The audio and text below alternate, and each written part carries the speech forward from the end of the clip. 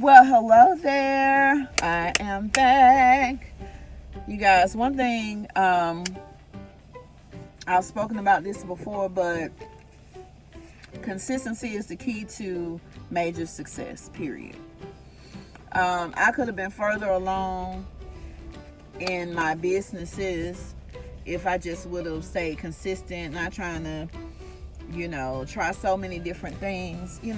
And multiple streams of income are definitely what we're striving for.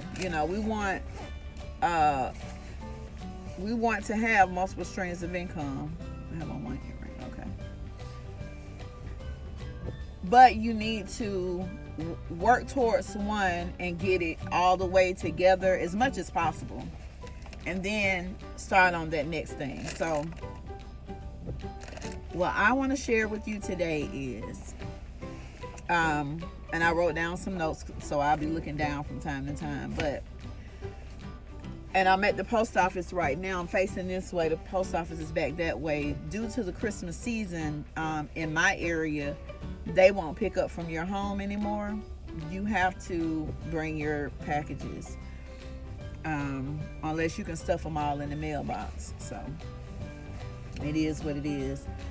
But all right, how I boosted my sales on Poshmark, and I know that it's Q4, so it is the holiday season where more shopping is going on.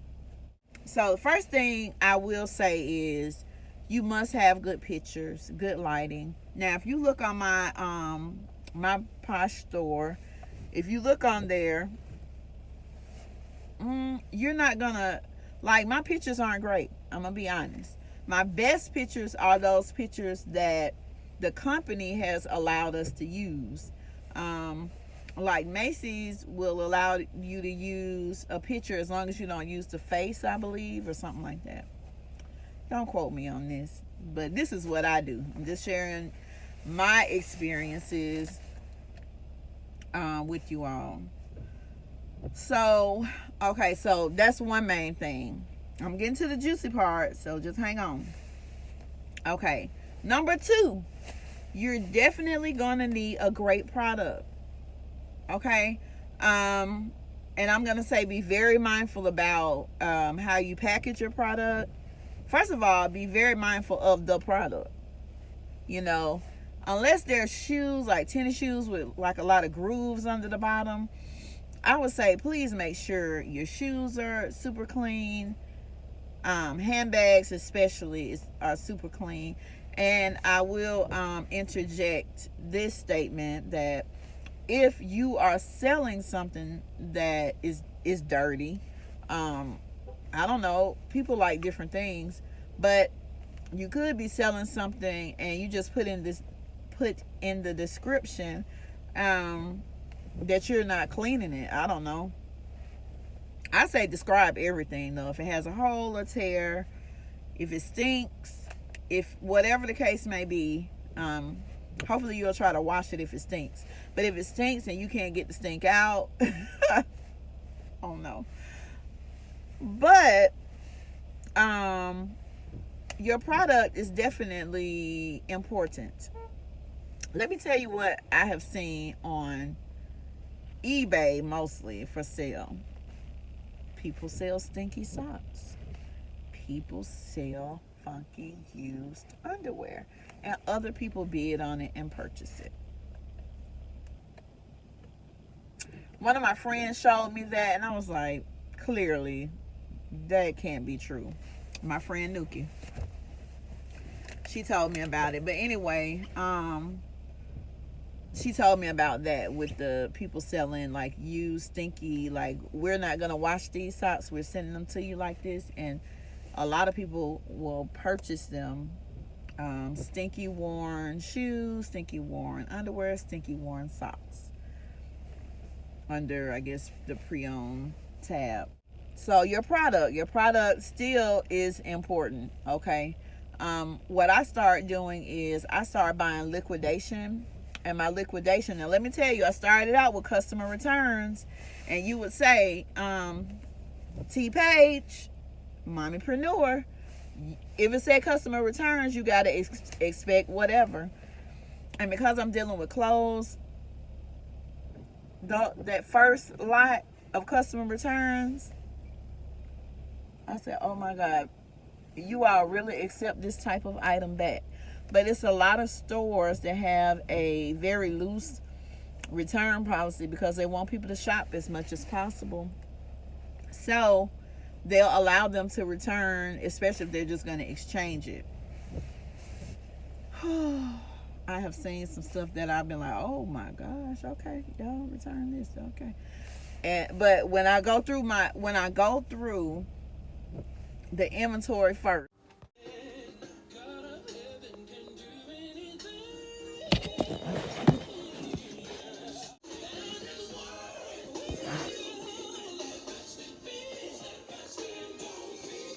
because I'm trying to, you go through it to see what you have, and then you go through it and separate everything out.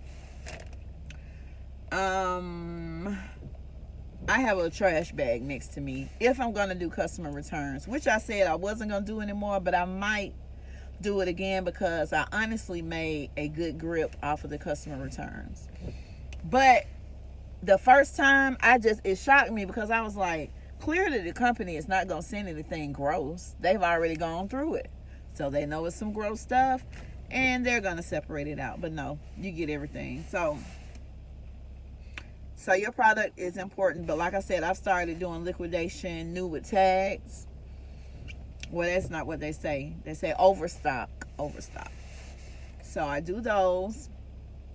And you guys, my sales have been whoop, whoop, whoop, whoop, whoop, through the roof.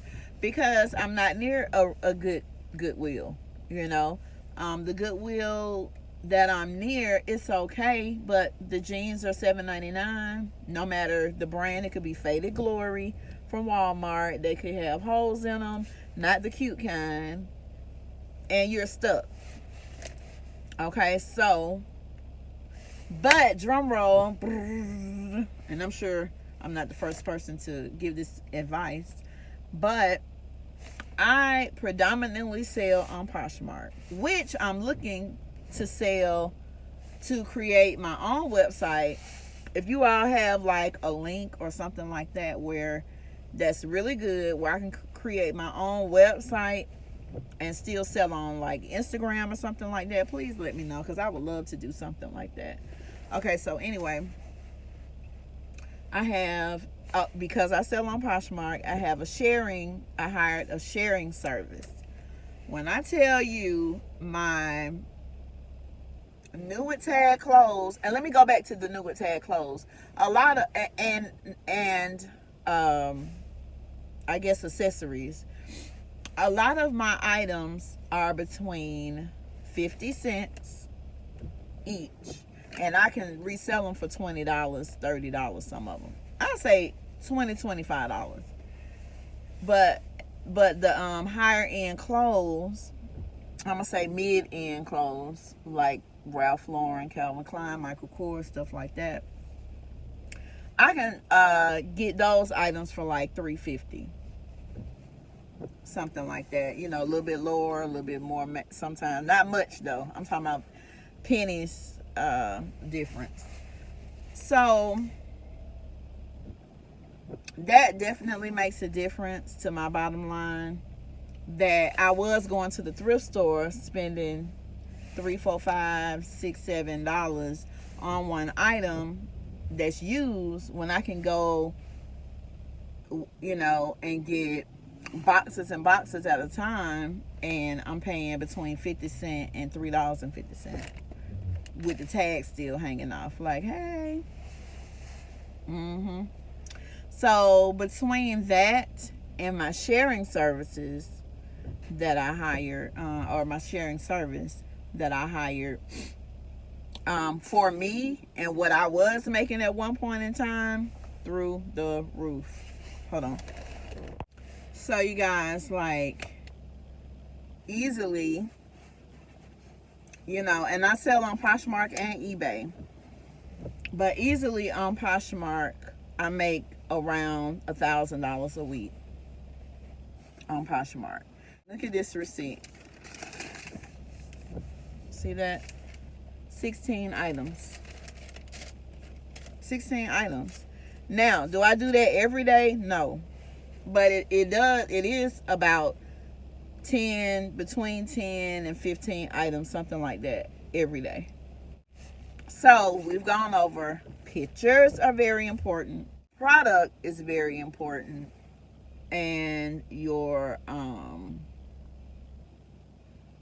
sharing. Because in order to stay on top of that algorithm on Poshmark, you have to share to keep your stuff moving and to keep people seeing your items, moving it to the top.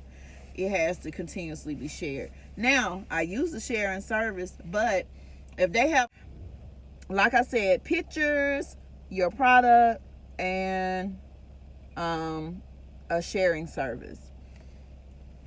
So if you all have any questions, drop your questions below. I'll be more than happy to answer them.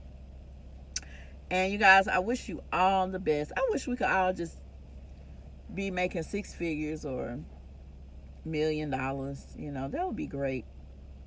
That'd be real good. And I'm going to come back with another video on, and I'll probably do it today because it's raining. I don't have a whole lot to do.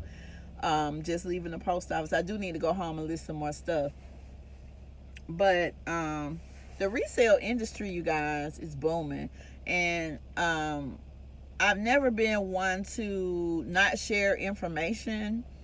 I might not give you like the specific place where I get my items, but I really don't think that will be an issue either. I mean, it's so many people out here buying resale. It's so many people wanting to even buy new items, but just at a deep dip. Hey, you guys, I could go on and on and on about this. But I'm going to end here and say thank you so much for watching. Please check out some of my other videos on reselling or manifestation. And just keep the love coming. Love you all. You all have a happy holidays and even beyond. Okay? See you soon. Bye-bye.